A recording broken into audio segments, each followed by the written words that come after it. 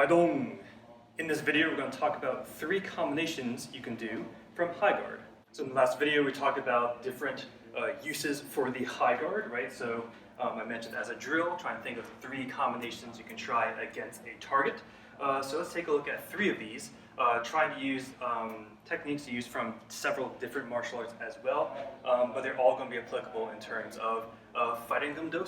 So the first one, and this is going to be something that you might see from Shimsong, right? So in Shimsong, we have that nice long one-handed strike, right? And in Shimsong, what we do is we drop back this way.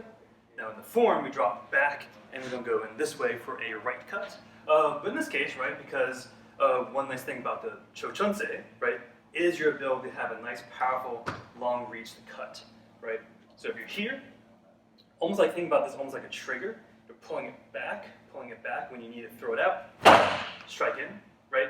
And for this one, you can rebound it the way it came and step back into a clear cut. Now you don't need to make contact with that cut, but the main idea is just make sure you're doing something and you're not maintaining your sword out here, right? Because if your sword is all the way out here and it gets struck out of the way, if you're not used to striking just with the left hand, your sword's going to go flying, right? So if we're here, strike, drop back, clear shot. I like to be in this particular guard when I'm rebounding, because from here I can twist thrust, I can block if I need to. It's a very powerful defensive guard. The Italians call it boar's tooth, right? Because you have the ability to rake up almost like the tusk of a boar, right? But also something you might see from Bangkok, right? So here, draw back this way, right? So you might have a little more cover, step back, again, same thing. If you want to, you can kind of do almost like a rebound if you want, right? So strike, you come back around one-handed. But the main combination, the first one we're going to do, right, is just strike and just somehow get back to a nice clear shot. That could either be here, rebound, here, draw back, but regardless, you want to be again, out of range by the time you're done with that combination. So this other combination is actually going to be taken from HEMA. So specifically, I'm taking it from Italian HEMA, but it's also very prominent in German HEMA as well, right? So if we're here, what you're going to do is actually aim for the inside of the eye this way. So what you might do is come with a step, right? So a passing step, if that's your kind of thing, and you're going to aim, so not with the flat of the sword, but with the sharp end. You're going to come in, aim for the side of the head, strike, right? So one reason you might be aiming for this is if they see you high, right, they tend to also want to block high.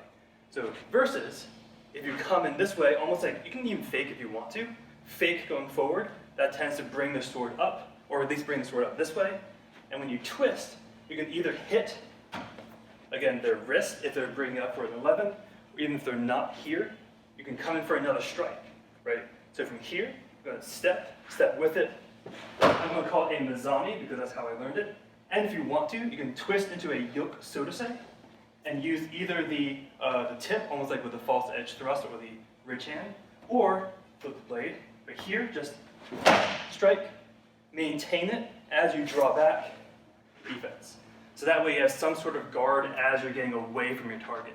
So again, so from here, do a passing step or step forward with it, strike the side of the head, shift into a yoke, so to say, scorpion tail, draw back, defense. Makes sense? So although this technique is not common, in fact it's probably not used that much in Gumdo training, this is a very, very effective technique, right? Because you're going for something that doesn't need to have that much power to drive through, and you actually get a lot of twisting power into the side of the head, right? And if you need to, you can do twist cuts pretty quickly. So again, I'm going to call this a Mazani because that's again what the terminology that I've been familiar with. But yeah, so this is also a very effective technique to try from the high guard. The third one is going to be very similar to what you might be expecting, right? So if you are in high guard, you might usually think, so in our basics, all we do is step forward, strike, right? And you could obviously do that, right? So if you're here and they're close enough, you could either not even step, you can just switch cut, or you could step with it for a nice quick, again, equal and opposite motion. Let's say you want to have a little more power, or you're a little bit out of range, because this is actually very open, right? So I see someone coming at me with a giant cut, I'm going to use a deflection that's very easy to deflect, versus if I go in for that diagonal, the reaction is that if I see a cut coming this way, most likely I'm going to try to block here, right? And imagine what happens, right? So if you have that cut coming in and you block, this side is open, right? And also your wrists are open.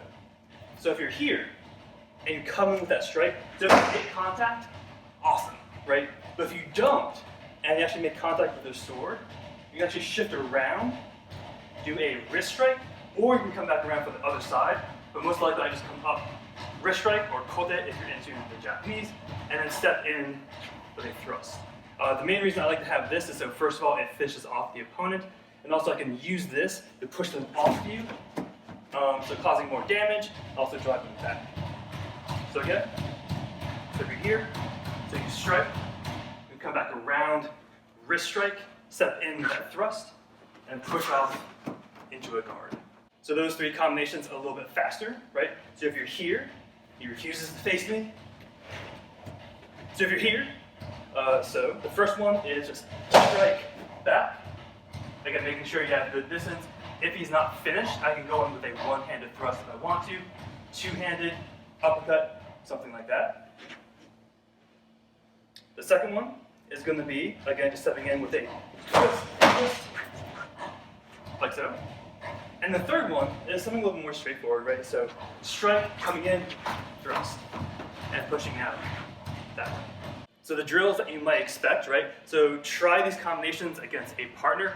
Make sure, first of all, your partner knows what's happening, right? Because seeing a cut randomly coming towards your throat can be pretty unnerving, especially if you're not used to it, so make sure your partner knows what's going on.